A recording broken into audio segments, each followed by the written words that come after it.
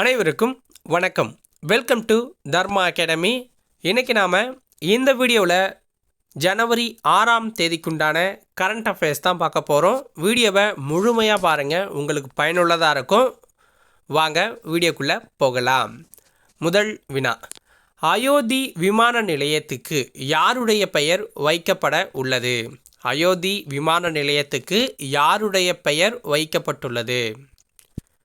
Answer, மகரிஷி வால்மீகி அவர்களுடைய பெயரை தான் வைக்க போகிறாங்க. மகரிஷி வால்மீகி அவர்களுடைய பெயரை வைக்க போகிறாங்க. அதற்கான ஒப்புதலை மத்திய அமைச்சரவை கொடுத்துட்டாங்க. ஓகேங்களா.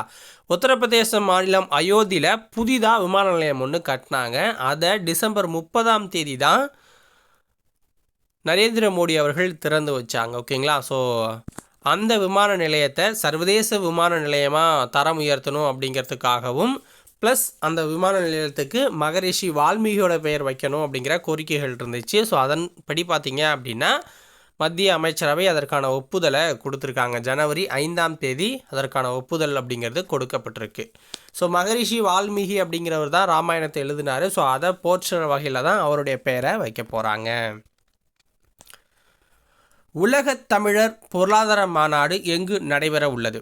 உலகத் தமிழர் பொருளாதார மாநாடு எங்கு நடைபெற உள்ளது? ஆன்சர் பாருங்கள், சென்னையில் நடக்க போகுது. ஓகேங்களா. சென்னையில் நடக்க போகுது. ஜனவரி 9 மற்றும் 10ஆம் தேதிகளில் நடக்கும். ஜனவரி 9 மற்றும் 10ஆம் தேதிகளில் நடக்கும். சென்னை வளர்ச்சி கழகத்தின் நிறுவன தலைவர் விஆர்எஸ் சம்பத் அவர்கள் உலக தமிழர் பொருளாதார மாநாட்டின் வரவேற்பு கமிட்டி தலைவராக இருக்கிறவர் விஜி சந்தோஷம். ஓகேங்களா. இவங்க தான் அறிவிச்சிருக்காங்க. ஸோ சென்னையில் நடக்கிற 10வது மாநாடு இது. ஓகேங்களா. ஸோ ஃபுல்லாகவே சென்னையில் தான் இப்போது நடக்கும். ஸோ 10வது மாநாடு இது. இதை தொடங்கி வைக்கிறவர் யார் அப்படின்னா துரைமுருகன் அவர்கள். பொதுப்பணித்துறை அமைச்சராக இருக்கிற துரைமுருகன் அவர்கள் தான் இதை தொடங்கி வைக்கிறார். பிருத்திவி விக்யான் திட்டத்துக்கு எவ்வளவு கோடி ஒப்புதல் அளிக்கப்பட்டுள்ளது? பிருத்திவி விக்யான் திட்டத்துக்கு எவ்வளவு கோடி ஒப்புதல் அளிக்கப்பட்டுள்ளது? ஆன்சர் பாருங்க, 4749 கோடி. 4749 கோடிக்கு ஒப்புதல் கொடுத்துருக்காங்க. ஸோ அந்த பிருத்திவி விக்யான் அப்படிங்கிற திட்டத்தோட நோக்கம் என்னென்னா, புவி அறிவியல் ஆராய்ச்சி மற்றும் கண்காணிப்பு தொடர்பாக செயல்படுறது தான் அந்த திட்டத்தோடைய நோக்கமாக இருக்கும். ஓகேங்களா. மத்திய புவி அறிவியல் அமைச்சகத்தின் 2021 முதல் 2026 அந்த ஆண்டு வரையில் மேற்கொள்ளப்பட உள்ள இந்த திட்டம் அப்படிங்கிறது ஆல்ரெடி வளிமண்டலம் மற்றும் காலநிலை ஆராய்ச்சி, துருவ அறிவியல், தாழ் வெப்ப மண்டல ஆராய்ச்சி, நில அதிர்வு மற்றும் புவி அறிவியல் உள்ளிட்ட தற்போது மேற்கொள்ளப்பட்டு வரும் 5 துணை திட்டங்களையும் உள்ளடக்கினது தான் இந்த பிருத்திவி விக்யான் அப்படிங்கிற திட்டம். ஓகேங்களா. அந்த 2 + அந்த 5 ஆல்ரெடி செயல்பட்டு இருக்கிற 2 சேர்த்து மேம்படுத்துறதுக்கான ஒரு திட்டம். ஓகேங்களா.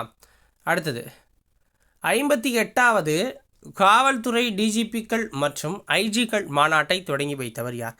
58வது காவல்துறை டிஜிபிக்கள் மற்றும் ஐஜிக்கள் மாநாட்டை தொடங்கி வைத்தவர் யார்னா அமித்ஷா அவர்கள் தொடங்கி வச்சுருக்காங்க. ஸோ ராஜஸ்தான் மாநிலம் ஜெய்ப்பூரில் இந்த மாநாடு அப்படிங்கிறது நடந்திருக்கு. ஜனவரி 5ஆம் தேதி நடந்திருக்கு. ஜனவரி 5ஆம் தேதி. இதில் பேசின அமித்ஷா என்ன சொல்லியிருக்காரு அப்படின்னா, தரவுகளை ஒருங்கிணைங்க, செயற்கை நுண்ணறிவு தொழில்நுட்பம், ஏஐ தொழில்நுட்பம் அப்படின்னு சொல்லலாம், அதை பயன்படுத்தி நாட்டோட பாதுகாப்பை மேம்படுத்துங்க அப்படின்னு சொல்லியிருக்காரு. குடிநீர் மற்றும் கழிவு நீரகற்ற திட்டங்களை தொடங்கி வைத்தவர் யார்?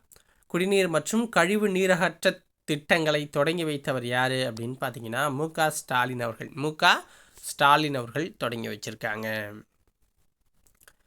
இதோட மதிப்பு அப்படின்னா 1933 கோடி அப்படின்னு சொல்லியிருக்காங்க. 1933 கோடி மதிப்பீட்டில் இந்த திட்டம் அப்படிங்கிறது தொடங்கப்பட்டிருக்கு. அடுத்த வினா, கீழ்கண்டவற்றுள் சரியானது எது? உலக முதலீட்டாளர்கள் மாநாடு ஜனவரி 7ஆம் தேதி தொடங்குது. ஏன்னா இதோட கொஷின்ஸை நம்ம 2ஆம் தேதி 1ஆம் தேதிகள்லேயே இந்த கொஷின்ஸை நான் டீட்டெயிலாக கொடுத்துட்டேன். அதை பார்க்கலன்னா போய் 1ஆம் தேதி 2ஆம் தேதி போட்ட கரண்ட் அஃபேர்ஸாக பாருங்கள். ஓகேங்களா. அதனால் டீட்டெயில் கொடுக்கல, எத்தனாம் தேதி ஸ்டார்ட் ஆகுது அப்படின்னு மட்டும் கொடுத்துருக்கேன். விண்வெளியில் சோதனை முயற்சியாக 180 வாட்ஸ் மின் உற்பத்தியை மேற்கொண்டது இஸ்ரோ. ஓகேங்களா? ஸோ இதோட கொஷின் என்ன செயற்கைக்கோள் ஏவுனாங்க அப்படிங்கிறத 4ஆம் தேதி வீடியோவில் நம்ம போட்டிருப்போம். ஓகேங்களா? ஸோ அதையும் நீங்கள் போய் பார்த்துக்கலாம். ஸோ 180 வாட்ஸ் மின் உற்பத்தியை மேற்கொண்டிருக்கு இஸ்ரோ. ஓகேங்களா? சாதனையும் புதிய முயற்சியாக பண்ணியிருக்காங்க.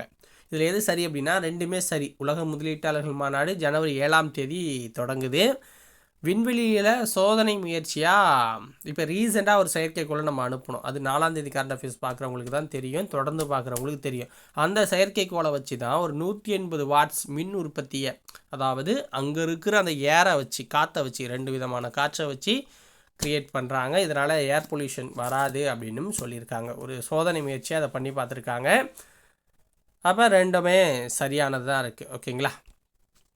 இப்போ இதோட இந்த வீடியோ முடியுது. உங்களுக்கு பிடிச்சிருந்துச்சுன்னா ஒரு லைக்கை போட்டு விட்ருங்க. பிடிக்கலைன்னா ஒரு டிஸ்லைக்கை போட்டு விட்டு ஏன் பிடிக்கலன்னு கமெண்ட்ஸில் சொல்லி விட்ருங்க. தென் சேனலை சப்ஸ்கிரைப் பண்ணாமல் இருந்தீங்கன்னா மறக்காமல் சப்ஸ்கிரைப் பட்டனை கிளிக் பண்ணிடுங்க. ஓகேவா? உங்கள் நண்பர்களுக்கு ஷேர் பண்ணுங்கள். உங்களுடைய வாட்ஸ்அப்பில் ஸ்டேட்டஸாக நம்முடைய வீடியோஸோட லிங்க்கை கொடுங்க. நன்றி, வணக்கம்.